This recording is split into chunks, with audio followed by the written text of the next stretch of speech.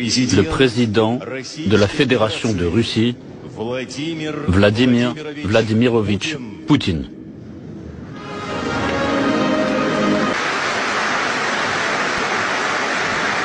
L'Occident est prêt à tout enfreindre pour maintenir le système néocolonial qui lui permet de parasiter, en fait de piller le monde, de collecter un tribut humain croissant.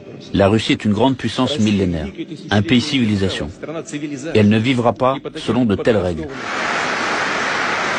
Cet Occident n'a aucun droit moral, elle discrimine et dissocie les peuples entre eux, entre ceux de première catégorie et les autres. Nous n'avons jamais accepté ce nationalisme et ce racisme politique, et nous ne le ferons jamais. Il est bon de rappeler à l'Occident qui a commencé sa politique colonialiste, la traite des esclaves, du génocide de peuplades indiennes, du pillage de l'Inde, de l'Afrique, exterminer délibérément des ethnies entières pour s'emparer de leurs terres et de leurs ressources. Ils ont organisé une véritable chasse à l'homme, comme s'il s'agissait de bêtes. Ceci est contraire à la nature même de l'homme, à la vérité, à la liberté et à la justice. L'ordre de ce monde unipolaire est par essence antidémocratique et liberticide. Il est profondément faux et hypocrite. C'est absolument honteux. Honteux pour ceux qui le font, honteux pour ceux qui, comme des esclaves, avalent en silence et sans broncher cette insolence. Le diktat américain repose sur la force brute, la loi du plus fort. Tous les pays qui disposent ou cherchent à disposer d'une véritable souveraineté stratégique et sont capables de défier l'hégémonie occidentale sont automatiquement considérés comme ennemis.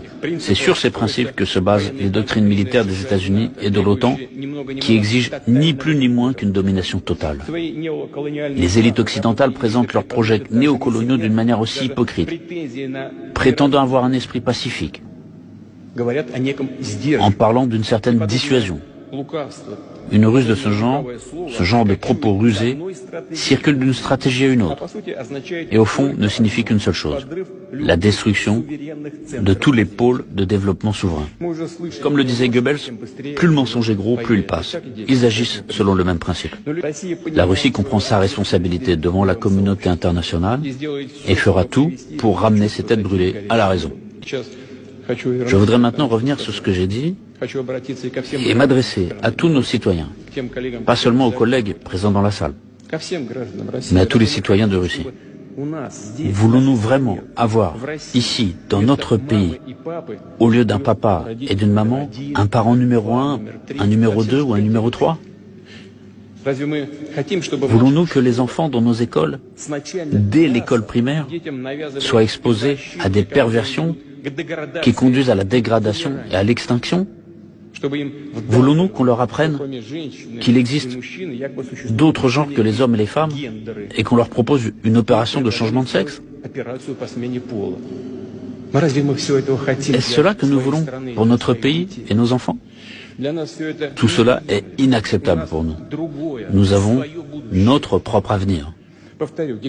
Je répète, la dictature des élites occidentales est dirigée contre toutes les sociétés, y compris les peuples des pays occidentaux eux-mêmes. C'est un défi pour tout le monde. Un tel déni total de l'homme, le renversement de la foi et des valeurs traditionnelles, la suppression de la liberté, prennent la forme d'une religion de l'inversion, du satanisme manifeste. Dans le Sermon sur la montagne, Jésus-Christ dit en dénonçant les faux prophètes, « C'est à leurs fruits que vous les reconnaîtrez. » Et ces fruits empoisonnés sont déjà évidents pour tout le monde. Pour les générations futures, pour nos enfants, petits-enfants et arrière-petits-enfants, nous devons les protéger de l'asservissement, des expériences monstrueuses qui visent à mutiler leur conscience et leur âme. L'effondrement initié de l'hégémonie occidentale est irréversible. Je tiens à le répéter encore une fois. Il n'en ira plus comme auparavant.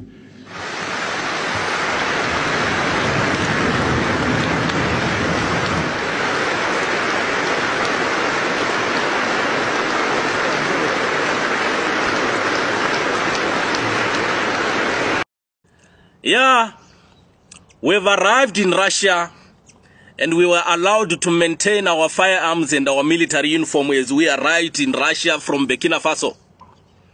But imagine when Kamala Harris, the Vice President of the United States of America, when she arrived in Africa, when she arrived at our airport in Ghana, an airport that was built by the Chinese as well. They disarmed us and they searched us and they took over the airport. But our good friend in Russia, I remember we went there in our military uniform during the time of President Samora Machel. We went there in our military uniform during the time of President Thomas Sankara. And today again we've done it. And they allowed us to maintain our firearms with Captain Ibrahim Traore. But fortunately, as we are there in Russia, there are some good news from home. I've spoken about the Western puppets that are in Africa. I've also told the Western puppets that your days are numbered. We are going to support the coups, the military coups. If you can see today, Mali is in good hands. Burkina Faso is in good hands. Guinea is in good hands under military leadership. If I'm not forget, Chad is in good hands with young leaders in military uniform. We are going to do those coups because these Western puppets are not going anywhere with the so-called votes. Only if we do the coups. How can an African leader be a friend of Russia and be a friend of the West at the same time? Why can't African leaders think for themselves and be men enough and have a spine and say no to the West, say no to the Americans? I've mentioned that Bazoum, Mohamed Bazoum of Niger, I've said he's a puppet. And there's a coup there. There is a coup there in Niger. We are also sending this message now. We are sending this message to Gambia. Adama Barrow, we are coming there. Akufo-Addo, we are coming there. Tinubu, we are coming there in our military uniform. We've realized that these votes are only orchestrated and the so-called democracy orchestrated by the West to ensure that they keep their puppets in power in Africa and extract our resource, oppress our people with the so-called Western laws and their genetically modified foods and the international laws being brought to Africa. Young Africans, let us support those coups. You will hear ECOWAS and African Union and SADC saying they are condemning a coup in Niger.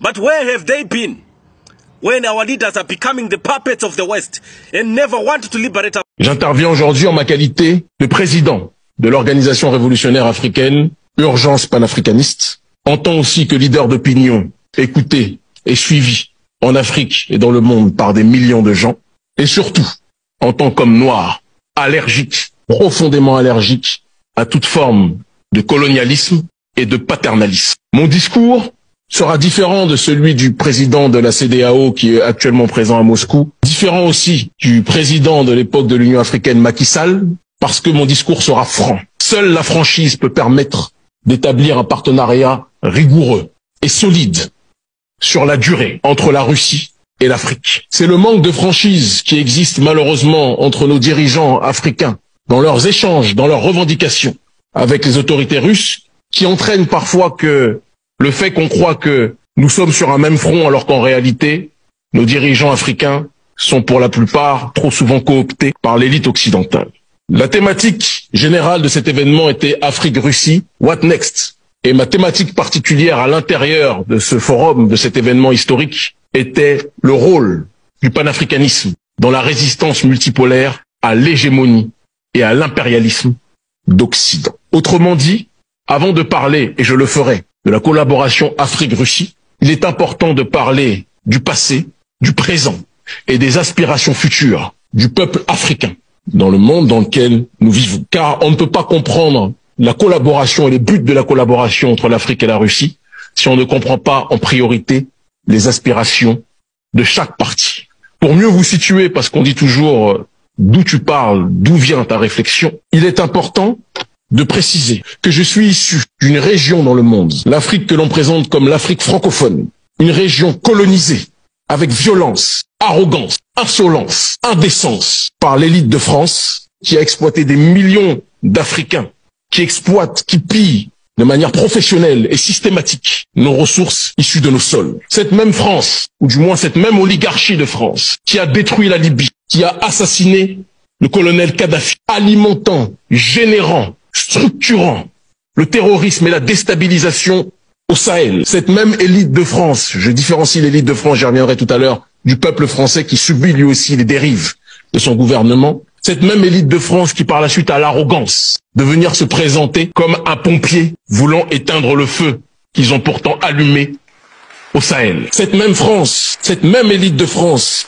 qui nous impose son système génocidaire économique qu'est le franc CFA, qui avantage les entreprises françaises, les multinationales occidentales, mais empêche les populations africaines de commercer efficacement entre elles. Cette même élite de France qui nous impose des dirigeants marionnettes qui tuent leur peuple, tel que le président actuel, parce qu'il faut le dire tel qu'il est, le président actuel du Tchad, Mahamat Déby, soutenu par le président Macron, ce président Mahamat Déby qui assassine en masse sa population. Ou encore, et personne n'y verra du mal, je l'espère, sauf les espions américains et français peut-être dans cette salle, ou encore les dirigeants dirigés, que sont les présidents Alassane Dramane Ouattara, Macky Sall, ils sont nombreux, Patrice Talon, Mohamed Bazoum, Oumaro Sissoko Embalo et tant d'autres, je ne peux pas tous les citer, la liste est trop longue, qui suivent les intérêts de l'Occident au lieu de suivre les intérêts des masses africaines. Je suis venu, je vous l'ai dit, pour dire la vérité au monde aujourd'hui, et c'est ce à quoi je vais m'employer.